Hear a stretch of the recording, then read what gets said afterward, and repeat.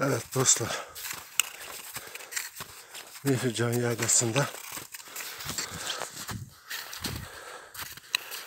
30-40 santimlik bir karda yürüyoruz.